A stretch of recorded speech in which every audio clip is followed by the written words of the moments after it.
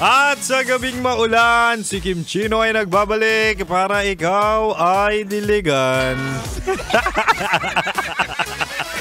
Diligan ng kaalaman about love. Diba nga? Kasi nga, lagi tayo nagchichinitox. Oh, eto na mahal, bumalik na tayo sa chinitox natin. Usapang pag-ibig mula sa chinito ng buhay mo. Diba nga, ibibigay ko sa iyo ang tatlong pangunahing requirements ng seryosong relasyon. O recap tayo, mahala. Sabi ko kanina, unang requirement ay commitment. Dapat isa lang, dapat marunong makontento at hindi natitingin o titikim pa ng iba. At ang pangalawang requirement naman, mahal, sabi ko kanina, ay pera. Hindi naman sa mukhang pera si Kim Chino, pero parang ganun na rin. Hindi, mahal, practical, at dun lang tayo sa totoo na hindi ka mapapakain ng pagmamahal lang. Baka ibang pagkain yun. Hindi, mahal, kapag seryosong relasyon, dapat talaga stable na kayo, hindi lang emotionally, pati na rin syempre financially. 'Di ba? Kayong dalawa yun dapat as much as possible meron kayong trabaho, merong another source of income para happy-happy. O eto na, mahal, ang pangatlo at panghuling requirement ng seryosong relasyon. Ito ay communication. Lagi kong sinasabi yan, communication is key. Kapag hindi kayo okay, kapag may nagawang mali, kapag may problema, talaga nga namang sabihin agad. Sabihin na hindi okay, sabihin na may problema. Hindi yung makikipagpakiramdaman pa kayo sa isa't isa. Hindi yung kinikim-kim mo yung mga sama ng loob mo hanggang sa lumaki ng lumaki. Lumalim ng lumalim. Kasi ako, mahal, no, nagkaroon na rin ako ng experience na ganyan.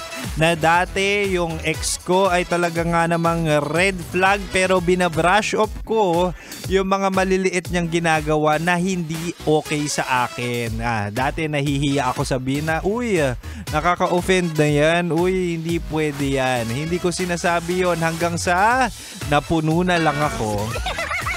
At yun din yung dahilan kung bakit ang tawag ko sa kanya ngayon ay maling kumbaga maling desisyon.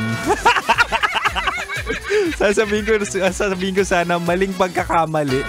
Sobrang mali mo namang tao nun. Ayun na nga, mahal. Kaya utang na loob, huwag mo nang gawin ang pagkakamali ni Kim Chino. Kaya naman, sana ngayong gabi at sa ating Chinitox, talaga nga namang mahanap mo na ang seryosong relasyon. Kasi deserve mo naman. Marupok ka lang, utu-utu ka lang, pero deserve mo naman ang seryosong relasyon.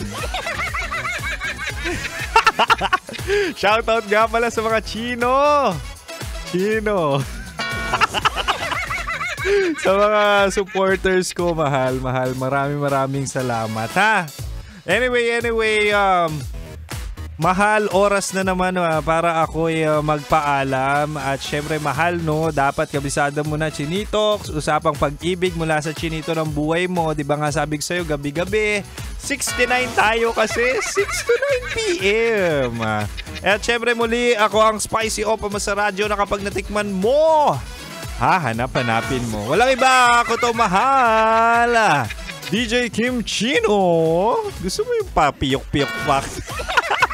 Matatapos sila pipiyok pa. Pero anyway, mahal, since nalabas na namin ang dako na DJ, susunod na po sina, lagi nang sina yan, sina Rocky Terra at Titan Jello sa kanilang programang Rocky's Secret Files with Titan Jello. Anyway, mahal, manatil na katutok dito lang sa 90.7 Love Radio. Kailangan pa bang i-memorize yan? Basic!